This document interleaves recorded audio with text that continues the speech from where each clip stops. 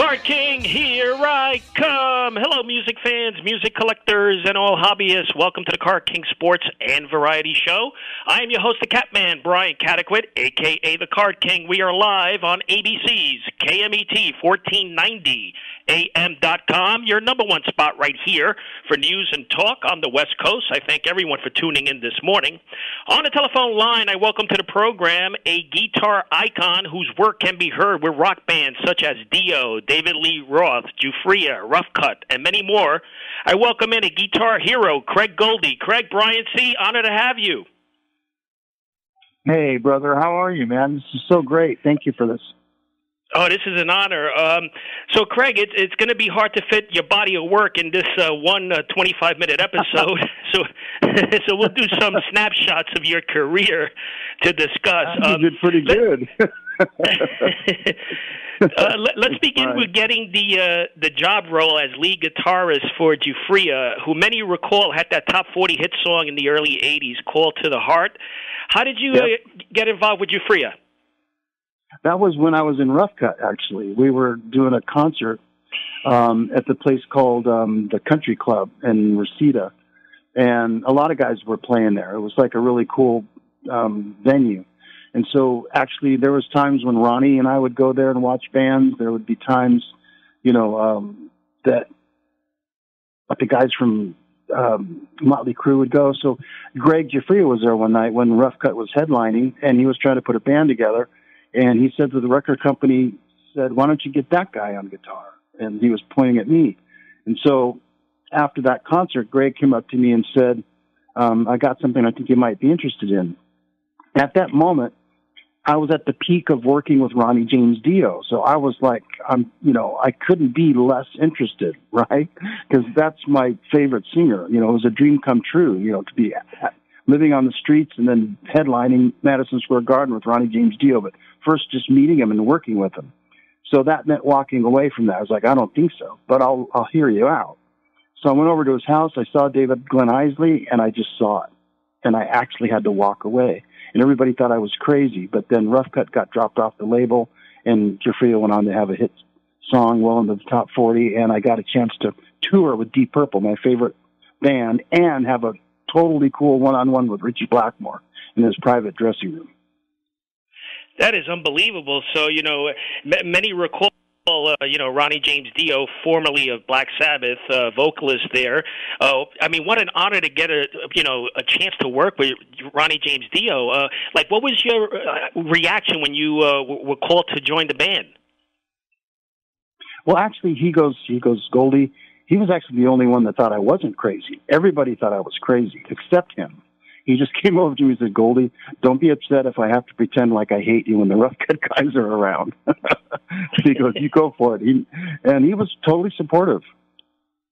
We were friends. And so he knew that it was a good move. Right. And you guys have, you've always had a close relationship, right? Yeah, we were friends. That was the cool part about it, is that it started off that way, too, from the very beginning. And so there was always that foundation of friendship to build on, because anything can be, torn down and built up again with a solid foundation. I didn't know that then. I know that now, but I was just blown away to meet him. Yeah, and Craig, I was reading just so much about you, and it was around this era, mid-'80s, I believe, from '83, '84, '85. Wasn't it during this era that the great Eddie Van Halen, what he said about you, that if he ever stepped down, you have to give the guitar to yourself. Wow, finally somebody believes me, because everybody's like, no way. Yeah, I couldn't believe it. We were playing Texas Stadium, 100,000 people. It was when Sammy was in the band, and the tour manager of Van Halen had worked with us. So we had, everybody was like a family. So it was so hot, though. I thought I was going to faint, and I couldn't believe everybody was just storming through it, And there's Eddie Van Halen on the side of the stage, sitting on some tour, the cases, and with a beer, and he just kind of gave me a cheers. I thought, wow, that's really cool, while I was doing my solo. I thought that was it. And then which was good enough for me, you know, to have him sitting there watching me and give me like a thumbs up with a, here, cheers, buddy, you know, be raising his beer to me, you know, and then on our way out, you know, I told him, I go, man, you re-revolutionized guitar and everything. And you just, I mean, you had to scramble. Nobody could do anything. You did it all, you know, and he just kind of went, I thought, oh, okay, well, I thought he was going to like that. And then later on, I go back to the hotel. Those are in the days when the little red light on your phone. So I called the front desk. I said, do I have any messages? And they started laughing. And they said, well, what's so funny? You've got about 90, because apparently they had heard that too. So they all called to say, dude, you can't believe what I just heard. You know, I couldn't believe it. Yeah. But it was really cool that he would do that. Yeah, I mean, what a symbol of recognition. I mean, coming from the great Van Halen, I mean, how many guitarists can really say that? I know, and I got a chance to get a gold record working with David Lee Roth. Wow. Yeah, and, you know, I want to mention, like, how did you... I want to mention, how did you get involved with David Lee Roth? Because of the writing that I did on Dream Evil, Warner Brothers gave me a deal as a songwriter, and they hooked me up with David Lee Roth. And there was some songs that I did that got turned down, and so they sent him over to a different area and department in Warner Brothers. The next day, I get a phone call from David Lee Roth going, hey, man, love your stuff, man. Dave Roth here. Let's get together. Here's my producer. You know, and at the time, he was working with Bob Ezrin. So I remember him as being the producer from Pink Floyd. So here I get this demo that's been turned down, and then the very next couple of days later, I get David Lee Roth calling me at home, asking me to go to the home of the producer of Pink Floyd to write some songs together. And then I'm invited to his private residence, and we would just hang out all day. He was one of the nicest, coolest guys, totally intelligent, but totally David Lee Roth at the same time. I mean, that's unbelievable. And this is why I like radio, because we can go all over the place. It's not scripted here. That's why this is going to be like snapshots of your career. I know, I love it, Craig. Too. So you played for Dio at various points throughout the band's career. However, you did perform in 3 major albums, right? Dream, Evil, and Magica, right? Yes, and Master of the Moon. And so I wrote for Killing the Dragon. Okay, so now your first album with Dream, how was it? How was your experience with that? Oh, that was crazy, because that was my time to kind of prove myself to everybody, because Ronnie was convinced. I think he was the only one that was convinced until we went out and, you know, people saw us perform together, and then people heard us write together. And even then, they still weren't quite convinced, because I think they loved Vivian so much, and I don't blame them. You know, the guy was furious on guitar. You know, that was a special sound, and that was a special thing. And you know how fans are, even sports fans. You know, people are ruthless.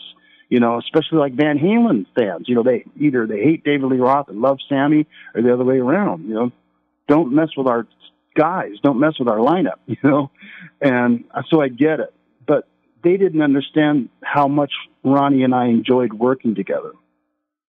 There's a video I'm going to put out, a clip I found where Ronnie's saying, you know, we enjoy working together. We like hanging out together. Me and Craig are on the same page. I couldn't have done Magica without him. He's the man. You know, and I think it tells people, you know, how convinced Ronnie was. And eventually people, you know, now are getting it. They're going back and loving Dream Evil now, because they can they've given away their hate. They've given away, you know, their clutches on what once was and what could be never again. But now they're like, oh, I get it. It's kind of like Blackmore, you know, and in Dio. And so then they started going, oh, okay, I think I get it. And eventually the album went platinum. Yeah, I mean, it's arguably the most memorable Dio album because it features your production debut with the band, but also Vinny Appice's last full-length production with the group on that release, I believe. Yep. And he was great. I mean, all of them. I mean, I was friends with all of them when I was in Rough Cutt. I was around the band all the time, and so I just think that it caught him off guard because, you know, of what had happened. You know, and we can get into that sometime if you want. Because I was right there when it happened, you know, but they're all good guys. Jimmy Bain was a great guy. Vinny Appice is a great guy. It's really funny. I mean, you got to be on your toes because I'm so gullible.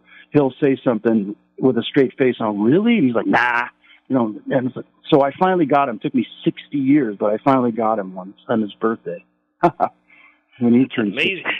Yeah, I mean, and then in around 2000, Magica was released, which is a very emotional album because I believe Dio was fighting cancer at the time, right? Well, actually, no. That was it was when he was in Heaven and Hell, and they were touring, and it's actually the proudest moment and the saddest moment mixed together, because you know it was great. Ronnie was happy. He was back in the 20,000-seat arenas, headlining every single night. No more small clubs. You know, he was back home. You know, Tony Iommi, Vinny Appice, you know, Geezer Butler is like, come on, you know, and he was happy. And then all of a sudden, I'm in Australia and I hear about this stomach cancer thing. And we came straight back and he fought it. And at one point, the doctor gave him a clean bill of health and says, you can do anything you want. And so Wendy, his manager and wife at the time, looks at him and says, what do you want to do? And so we thought he was going to go back to Heaven and Hell and go back into the arenas and just sock away money for his retirement. He says, I want to write with Craig. So that was going to be Magica 2. Magica 2. And then the Master of the Moon album, that's the final album. Yes. Right. That was the final album, right? Yes, that's right. Any memories? Sorry? No, any memories that you can share with us regarding that album? Magica? Master of the Moon. Oh, Master of the Moon. Oh, man, that was great. Because Ronnie and I played keyboards on everything, too, except for the intro to The Man Who Would Be King. That was Jeff Pilson. But we were the first to be there and the last to leave every single day, because there was always something that we needed to do. And we would record the albums together in his studio and home, and then we would write all the settings down and everything that we did. So when we got to the expensive studio, we could just fly through it, because there's always that time when you're going, now what? And you're worried about burning money. And we had the luxury of, whenever we got there, like, okay, we need something here. What do we do? We're not worried about burning money because we just burned through almost 3/4 of the album in 2 weeks, you know, so we're like, okay, we're way ahead of the game. And Ronnie would be like, he was in the studio doing his vocals, and he'd be like, okay, Goldini, he called me Goldini, what do we do next? And I look at the thing and go, you doubled this, and I doubled that? Oh, okay, all right. And then he would just do it, you know. It's like, if I lied, because if I read something that wasn't true, he would have done it. That's how much trust we all had with the engineer and Ronnie and me in the studio together while he's doing his vocal. It was crazy to have that much trust, you know, in behind closed doors that nobody would ever know and no one would ever see but the three of us. I mean, it's amazing stuff. We're talking with one of the greatest rock guitarists of all time, which, you know, I got to be honest, if these writers are listening, I mean, you can't have an accurate list without putting Craig Goldy on that list, and Craig Goldy's with us. I mean, you know, I hope these writers are listening. Yeah, but you can't have an accurate list. But, you know, mainly my story really is that dreams can come true. There's so many people out there that have faced similar circumstances that I was before I got to where I was, you know, in an abusive home, living on the streets, you know, and that was a tough place to be. And then all of a sudden, headlining Madison Square Garden with your favorite singer, doing, you know, Ritchie Blackmore, David Lee Roth, Eddie Van Halen, Joe Lynn Turner, Vinny Appice. I mean, it's just one thing after another. And Ritchie Blackmore, one-on-one, you know, saying, you got to show me how you do that. And it's like, it blows my mind, because I think it has to be so mind-blowing for people to allow themselves to even dare to dream. That used to be my catchphrase, is dare to dream. People don't have enough hope in their hearts to even allow themselves to dream, everybody should be able to operate at their fullest potential and be satisfied with their lives.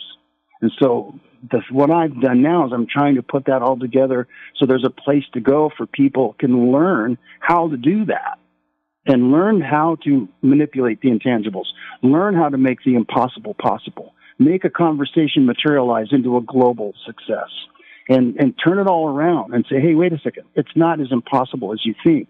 You know, we're regular guys, and this is what we did, and this is what you can do too, and put hope back into the mix instead of despair, what we're having now. Absolutely. And, you know, Goldy, I was thinking about this. At your younger age, I mean, when you were a teenager, did you have insight? Did you know one day you're going to be a musician? I just saw things. And as some people are going to think it's crazy, but you know, I was always talking to God when I was a kid. I was just a little guy, and I had this visitation, and I knew it was him. And so him and I just talked like me and Ronnie. We were just friends. And, you know, when a pure heart makes a wish and leaves no stone unturned, something magical is going to happen. And so I didn't know, but I kind of did. It's hard to say because there was so many bad things going on that it was almost like perfect because I had nothing to lose. I had everything to win and nothing to lose because everybody was beating me and hating me. And, you know, I had nothing except my grandparents once in a while and God. And so these miraculous things would happen. So I have to say that, you know, because that's what got me there. And some people say, you know, I made it up as a way to coping mechanism. It's not that.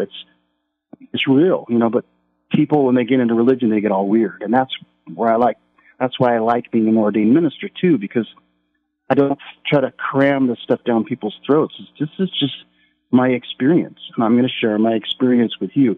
Take it or leave it. You know, that's just the way it is. You know, it's you know, people should have a free choice and not be, you know, scared into heaven. You know, you know. Right. And, you know, like in my business, in the radio business, sports business, there's a lot of competition. And I'm sure, you know, amongst guitarists, there's so much competition. Did you ever feel like when you first came up the ranks that, you know, you had a rival or you had jealousy around you? Perfect. You said it right there. That's it right there. That's like the cancer of the music industry is that rivalry, that competition. Because anybody gets the slightest edge or the slightest bit of inside information, they huddle around it like squirrels gathering nuts for the winter, and they don't share it with anybody because they're afraid that if they share that information, they're creating their own competition. And in a way, they're right. But if somebody gets the same information and gives it to 10 different people, 10 different things are going to happen. That's the reality of it. And it becomes more of a community instead of a selfish grab, you know. And it became so competitive because it seemed so impossible. That's the thing. It was as learn as you go. There was no school to learn this stuff. David Coverdale was in Deep Purple in 1975 or 74, and then started selling millions of records in 1989. It wasn't because he wasn't a good singer or a good songwriter. It's because he had to learn how the machine ran and become the fuel that the machine runs on. Once that machine needs you, they need you. But once they're done with you. But luckily, he sold millions of records and put one of the best bands together and did some of the best albums, you know, because it was a learn as you go. And a lot of people don't have time to sit down and teach everybody what they did. So I studied it. I thought I made a promise to myself if I ever got, you know, anywhere, I would help other people. And so I've been afforded time to put this all together in a way that can help people. And I'm not going to say, quit your job and stop supporting your wife and your kids, but don't forget, if you do have a dream, if there is a skill, you know, maybe you're not going to be the next Eddie Van Halen, but maybe, just maybe, you can subsidize, you know, what you're doing with your craft. So ultimately, you are operating at your fullest potential and satisfied with your life. That's the main key to it all. And so, because nobody knew how to get there, you know, everybody was like scrambling, especially when Eddie Van Halen hit the scene. Dear Lord, just when we thought it was impossible, it became even more impossible because now all the guitar players had nothing new. What are we going to do now? And it was crazy back then. Well, I mean, you had that blessing from Eddie Van Halen, mentioning, what I mentioned before. If you ever step down, we got to give, you'll take the reins. Well, the thing that kind of helped me really was that I didn't have a rich family, because all the guys around me had rich fathers, and they had all the pedals and all the studio gear, so they could slow things down and learn Eddie Van Halen solos note for note, because they could slow it all the way down to be an octave below, so they knew the exact note, and they had all the pedals for the delay and the flanging and the phasing. I didn't have any of that stuff, so I had to learn how to make special effects by hand. And that actually was a handicap at one point when you're talking about going up to L.A. and then the sea of, vampires, and necks. There's just nothing but vampires and a room full of necks. And you're just like, whoa. And so you got to come up with something to protect yourself, and you got to come up with something that's going to be new, that nobody can steal and do it before you. It's all that stuff all rolled up into one as you're learning and coping with the fact that you're sitting right next to Ronnie James Dio while you're doing it. It's like, what? Are you kidding me? But it worked, it worked. It just was when a pure heart makes a wish and leaves no stone unturned, something magical will happen. That's the key. And a lot of people think that's just too corny. So many people have hardened their hearts and gotten their hearts calloused because of this industry. So many people have died because of this industry. So people have to kind of say, hey, wait a second, this is what's behind the curtain. And Goldie, I have a few... Give it back to them. Yeah, and I have like 3 or 4 minutes left, but I want to get this in. Okay. Your first solo album was huge in Japan. I mean, it beat Guns N' Roses, Ozzy Osbourne. I mean, how did that feel like? I mean, you must have been on top of the world when you saw that. I did. I felt really good. I was like, wow. Above Guns N' Roses, Use Your Illusion 1 and 2, and Ozzy's No More Tears. And then that record company signed another band and put their attention on them because they were guaranteed a top 30 heavy metal record. And they did what record companies did back then. They pushed as hard as they could, got you somewhere, and said, okay, they're going to be good on their own. And then they leave you alone. And then that's when the sharks come in and there's blood in the water. So it's like, okay, it felt good. It did. It felt good because it was something that I was able to say, hey, this is how I play. This is who I am, not what you think I am. Oh, absolutely. And I have 2 minutes left. I want to try to get this in. We have a little cut of one of your solos for the listening audience, a little sample of the great Craig Goldy. Let's hear it. Man.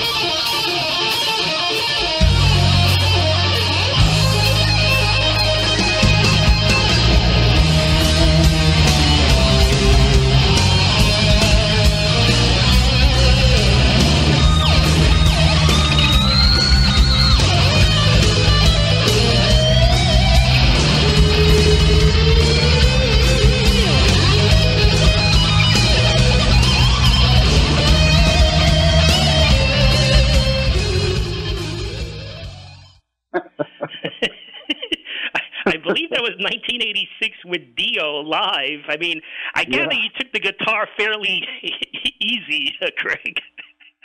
Yeah, the funny part about it, I'm glad you picked that, because that was the part where I was playing with one hand.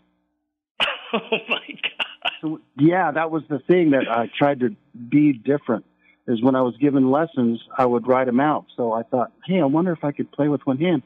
So it sounded messy. So my first, initially reaction was to mute the string with my right hand and then play with my left. And then eventually I worked it all out. So that whole entire thing was without a pick. It was all one-handed or playing the guitar like a piano at the very beginning. I mean, that's some incredible stuff. I mean, do you feel that you play better today than, say, like your first album? Do you feel you play better today? Well, I do, because I've matured, and I don't have so much to prove, even though I still do. But one of the proudest things is when I did that Dream Child album on Frontiers with Rudy Sarzo, Simon Wright, Wayne Finley from the second guitar player and keyboard from Michael Schenker, and then Diego Valdez on vocals. And there was just to have Rudy Sarzo say that in an interview. He was saying, I've known Craig, him and I have been friends, we've been in bands together, and he's playing better than ever, and he's writing better than ever. And that was him saying it, so I didn't have to say it, because I thought so, but I don't like to say it. I want other people to say it, because then it's true. Oh, absolutely. I mean, I wish I had more time, but listen, I really, really appreciate your time. I mean, it was an honor for me.